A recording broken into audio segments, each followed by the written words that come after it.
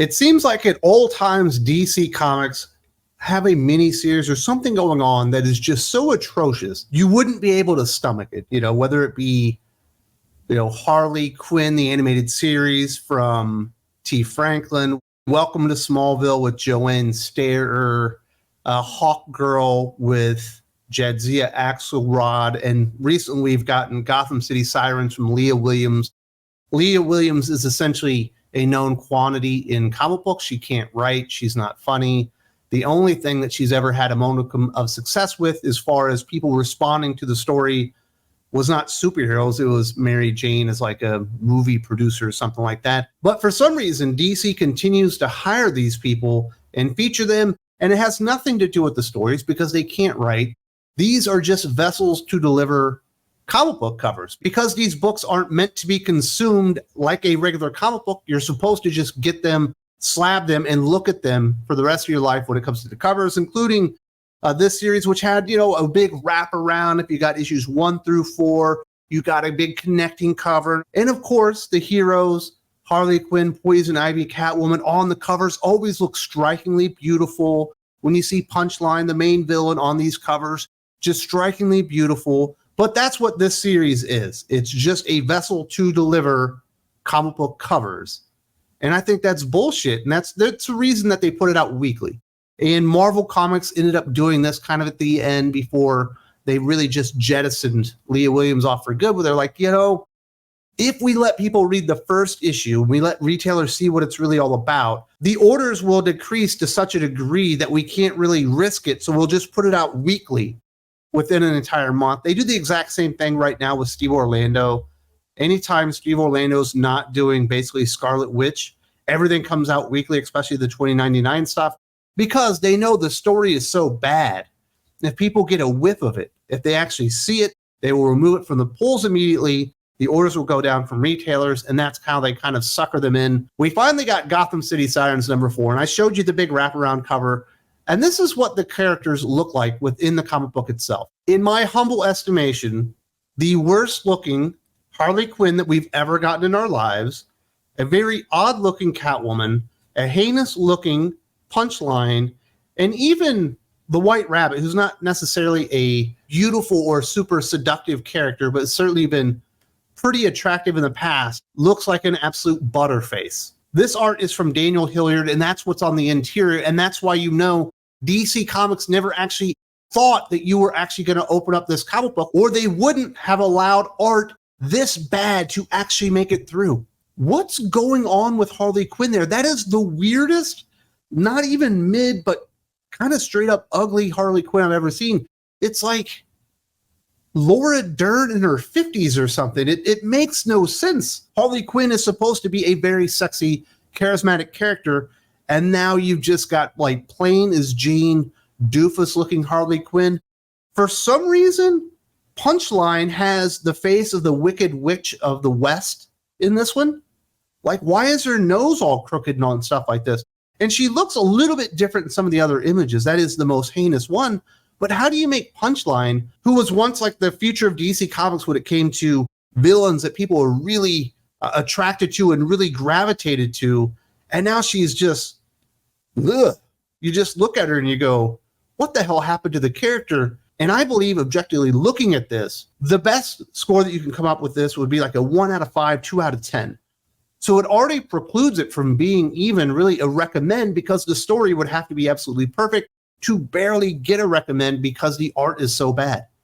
And now here's another problem out there. There are so many shills, so many people that don't want to be honest. This is a real review site, a professional reviewer scoring Gotham City Sirens #4. You saw the art. Precludes it from even really being above maybe a 7.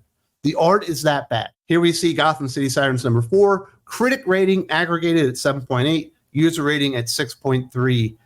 And this person from Comic Watch gave it a 10, a perfect comic book with art that is so substandard they wouldn't allow it at Boom Studios or IDW. But we're supposed to believe this is a perfect comic book. And now let's look at the shillness of this guy. Why would anybody ever pay this person to do a review? His average review score is a 10. Every book Dylan Davison's ever reviewed for Comic Watch has been a perfect comic book. He's literally never read a comic book that wasn't absolutely pristine and perfect. I think the lowest score he's ever given was a 9.7 on Dennis Hopeless Hallam's Exo Manowar run from 2021. That was absolutely atrocious. Had nothing to do with the character, was an absolute abomination. And this is like the review fluffing. Everyone likes to talk about review bombing. People just go into the review bombing. I'm so tired of review fluffing in comic books. It's not even funny. So many of these review sites out there are absolutely petrified to give a real score, to be critical, to point out the failings and successes of a comic book. We know that DC Comics are so bad that Weird Science, which has probably more comic book review content than anyone else out there when you talk about the review site itself, the website, the podcasts that they put out there that cover the span of Marvel, DC, and manga, the amount of YouTube content they also put out there as well, and then all the exclusive content that he puts out on Patreon. More review content than anybody in the entire industry, and he can't even get review copies from DC anymore because they didn't like the honesty. And we wonder why people are out there review fluffing and being absolute liars about the comic book.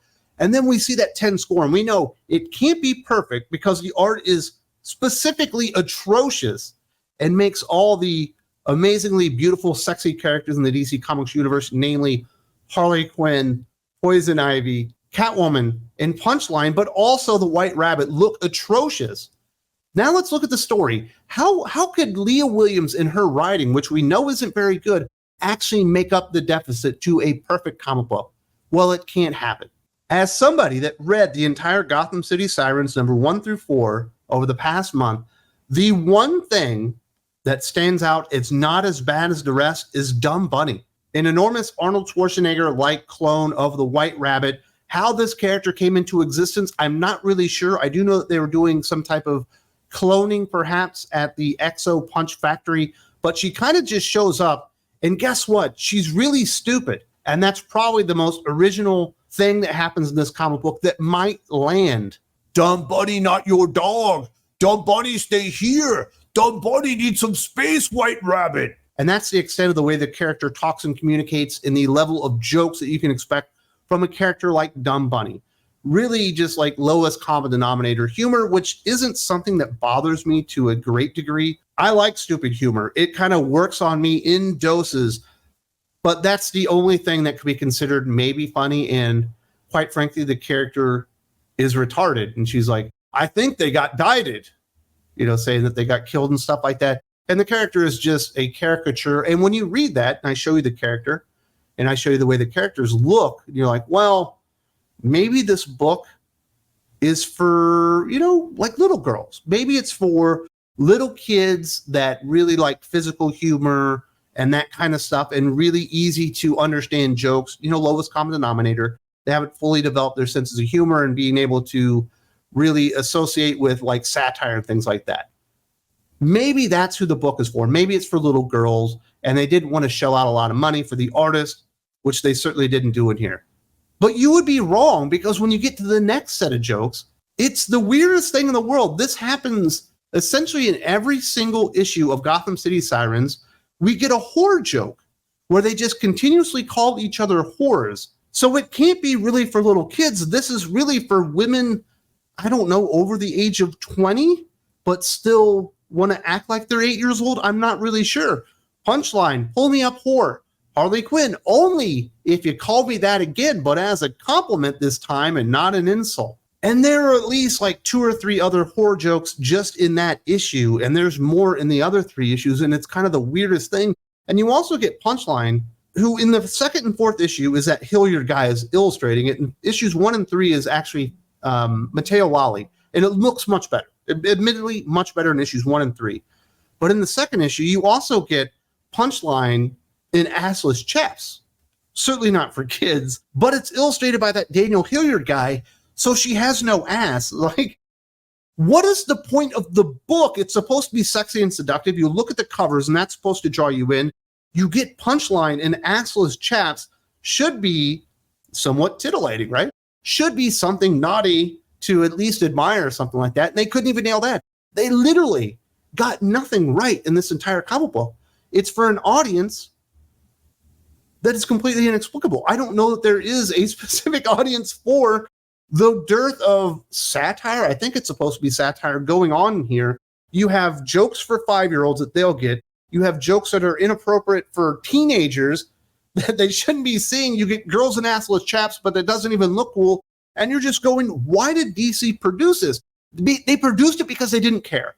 They produced it because they believe we will gobble up any amount of slop they put out there, as long as there's a good looking character on the cover, as long as there's a good illustration of Harley Quinn or Poison Ivy or whatever character on there. You'll go out and buy it anyway because you're not a discerning reader. We're not discerning readers, and we can't realize they put less than no effort into this book. The only person that enjoyed this is Mark Russell, because the only person in comic books worse at satire than Mark Russell is fucking Leah Williams. And you can see all the little gimmicks and you can see the tricks and all the things that they're doing here to do anything in the world but actually write a competent comic book, to do anything in the world but actually go out there and discover new talent that have a knack for writing superhero comic books and have an affinity and love for the characters in the universe, to where not everything's satire or a joke, or not everything's completely out of characterization. And the writer might actually insist that DC Comics put a good, competent artist on the book. Leah Williams doesn't care about that. DC Comics don't care about it.